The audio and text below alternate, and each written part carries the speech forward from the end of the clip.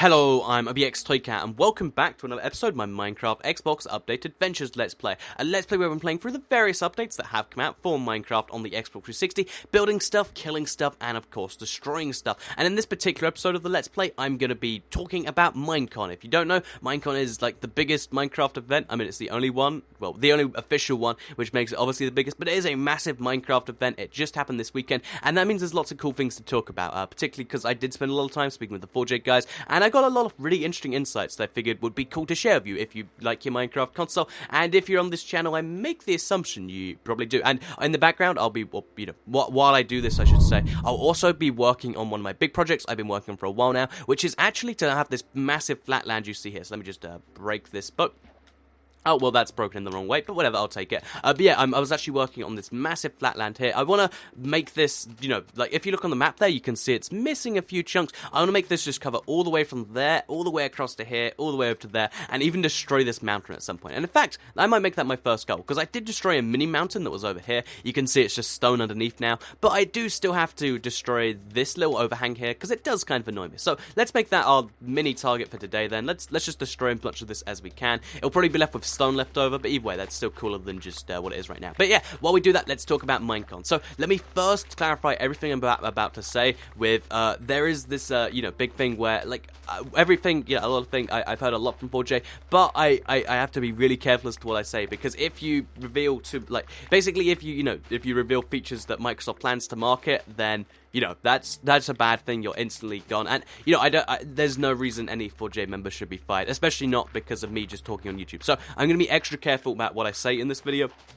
Because the thing about 4J is, you don't realize this, you know, there's always this big image of them as a massive company. That's the one Microsoft even tries to paint sometimes. It's like, ooh, that's kind of weird. But they are actually basically an indie company, or, you know, indie in the same way that, like, Mojang are. Like, there's maybe 20 plus of them. I've actually got a picture of me and all the 4J staff, if you want to see it on the screen now, with Big B and Ego there too. But yeah, you can actually see, like, there is only like 20 of them, and like half of them are just an art team. Like, they have this massive team just to do art, and yeah, it's a really interesting image as soon as you see that it's not a, you know, 700 people organization. It's like a Mojang style organization, and there is something that I think is really cool about that. I love that, you know, they're staying kind of true to where they were, even though they're hiring more people and they're getting bigger. They still are always keeping it like this nice, seemingly friendly structure, and I thought that was pretty cool. And speaking of being pretty cool, what I thought was really cool is at the event, they were, you know, all approachable people. They're like any member of 4J, whether it be the programmers, whether it be even,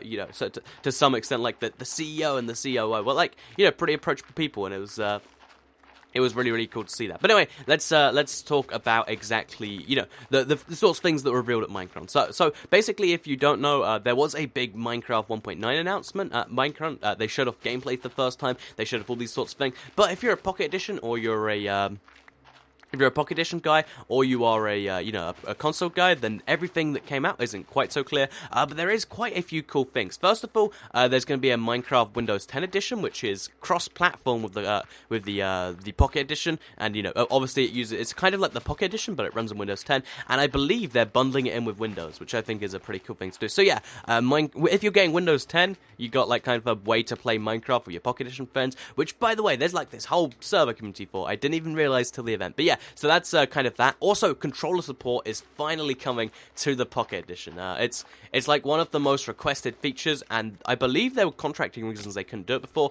but controller support is coming in 0.12.0. I've actually seen it working. I've seen some people playing with it, and honestly, it's what Pocket Edition kind of needs. Like, right now, you know, it's got a kind of lack of seriousness to some, because touch controls for Minecraft, like, it's a reasonably complex game. Like, even using my controller right now, there's a couple buttons that aren't used, but it's using, you know, both triggers, it's using both bumpers, it's using both sticks, it's using, like, 6 buttons. It's kind of crazy. So yeah, that's the Pocket Edition stuff, and the Console Edition stuff.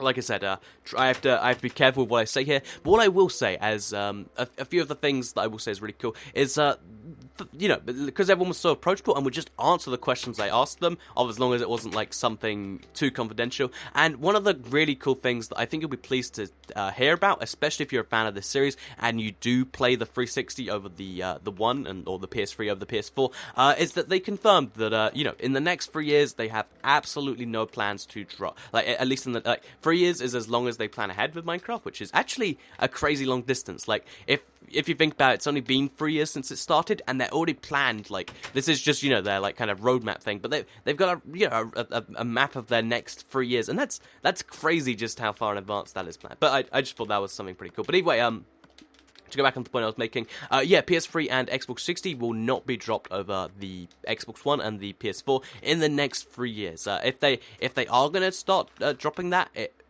I imagine at some point in the next 5 years. But a lot of people are saying maybe this update was the last one, maybe the one after this one's the last one.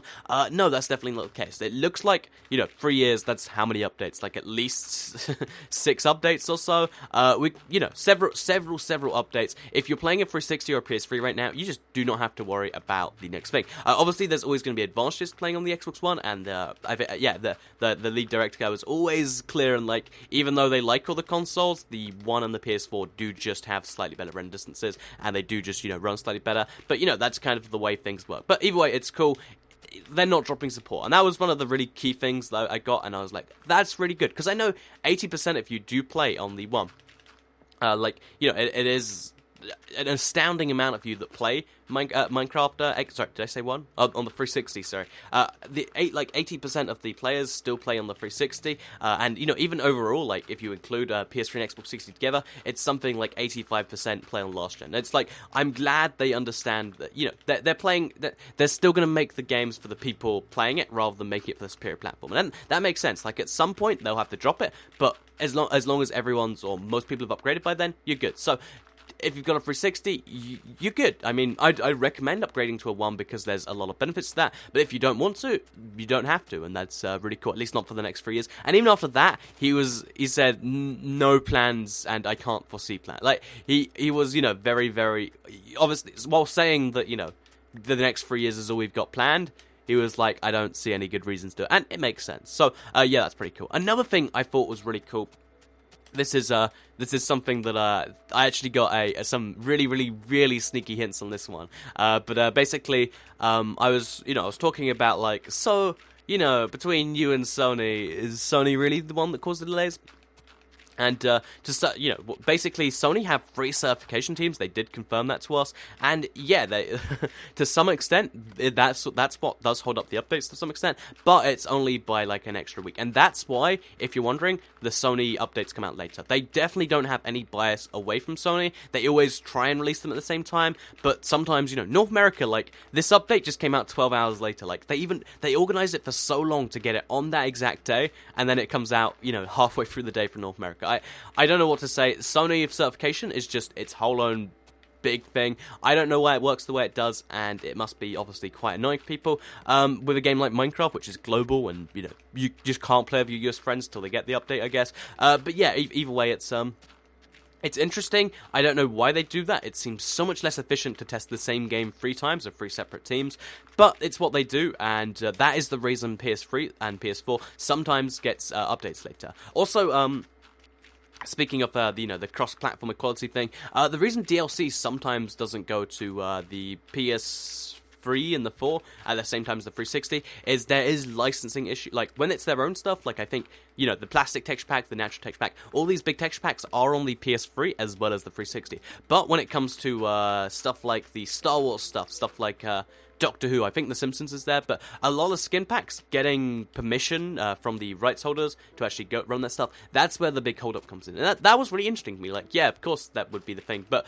there really is a lot of strict controls on exactly how they can use all these things, and I probably should have expected that, but it was still like, of course, yeah. I don't imagine that not Lucasfilm, but Disney are just going to be like, oh yeah, just feel free to sell more copies of our stuff, please. So yeah, there's strict licenses on a lot of things, and that's also, funnily enough, the reason that changing mashup packs is actually kind of tricky, because if it's a licensed mashup pack, then they do actually have to get it approved by one, and there's so many processes. Funnily enough, there's actually like so many processes that you know, you can that like, you know, I just invisible to me as a user, and it is, you know, interesting to actually hear about that stuff and be like, oh, you know, actually, yeah. And it's also especially because, like, some people are really unreasonable. They're like, oh, 4J, you just need to work harder or stuff like that. And it isn't that simple. The issue isn't just, you know, they need to do stuff faster. There is so many, like, invisible barriers you just don't realize. Like, even with a mashup pack, you might think, why don't they just release more? They're always working on a mashup pack.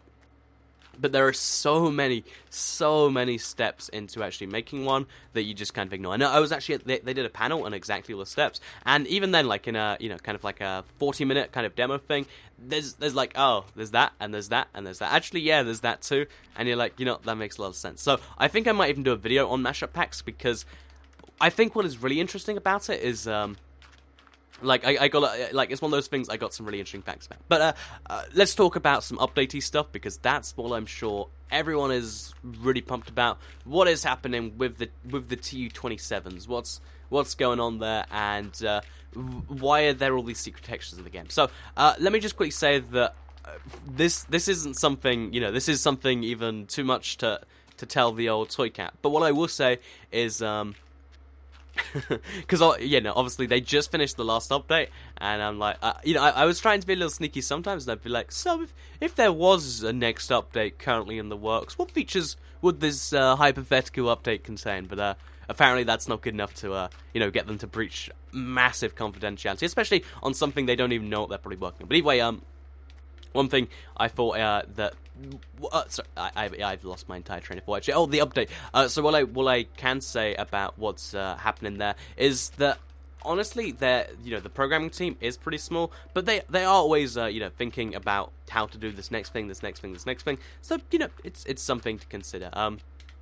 Also, I will say the next time we get something.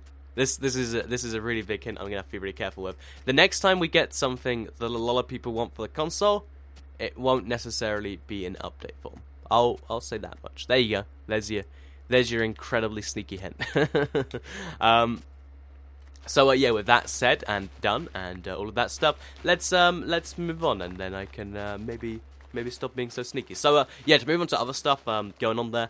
One thing, so there's so many things where, like, this is a big thing I think a lot of people need to realize, and it's something even I didn't realize. Like, there are some things I just assume the console doesn't have for, you know, because they just didn't put it in for reason A or reason B. But there is a lot of reasons behind a lot of stuff, and one of the most, this is something I guess I'll do a video on, but one of the most requested features for Minecraft console that people think comes from the PC actually isn't a PC feature. And it's stuff like that that makes me go, these guys must deal with so much pain from stuff like that on a regular basis. Like, I know it's a feature I've seen multiple people request, just, it happens a lot, basically, and it's not even a feature on the PC version. It's just like, how is that a thing? That, like, the worst bit is, it's one of the things that I thought was a PC feature too, and it just isn't.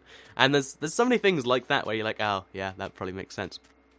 So yeah, all around, I guess the general point I'm trying to get across here is all the 4J staff are real people, and they aren't as evil as you might figure. If you do figure they're evil.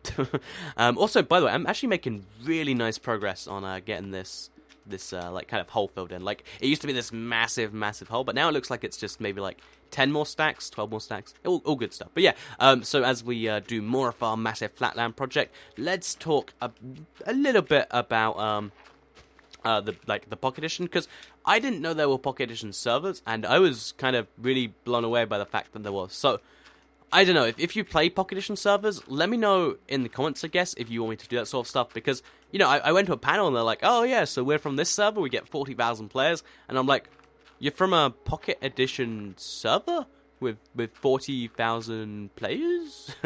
And I was very confused, and, like, there's a lot of steps involved in going in to, like, in actually, you know, like, making and joining a Pocket Edition server, but yet there's still that many people, and I just it's something I think I want to get into with my channel, but I want to know if you guys are into that. Because I know a lot of you do play Pocket Edition.